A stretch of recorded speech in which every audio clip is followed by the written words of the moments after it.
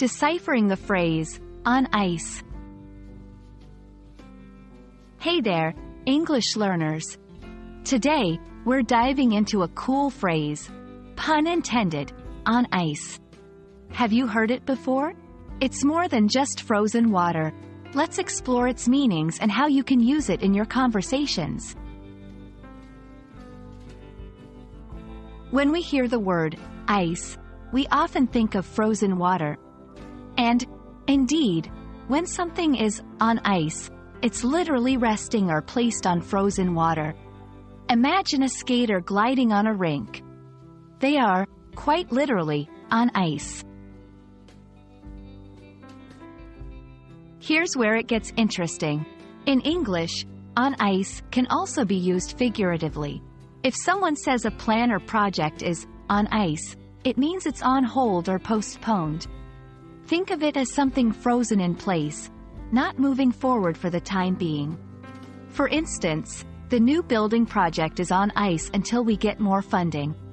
They put their wedding plans on ice due to unforeseen circumstances.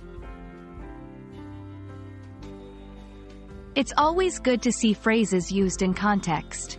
Here are a couple more examples. 1. With the director falling ill, the movie production is on ice for a couple of weeks. 2. Let's put our weekend plans on ice until we're sure about the weather.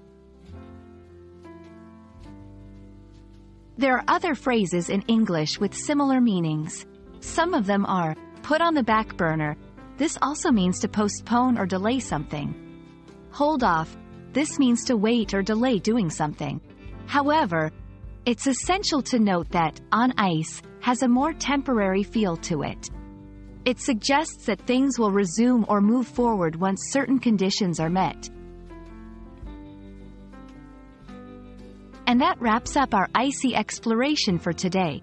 We hope this sheds light on how on ice can mean more than just being on frozen water. It's fascinating how phrases can have such layered meanings. Remember, English is not just about words, but the stories and emotions behind them. Stay curious, and keep learning.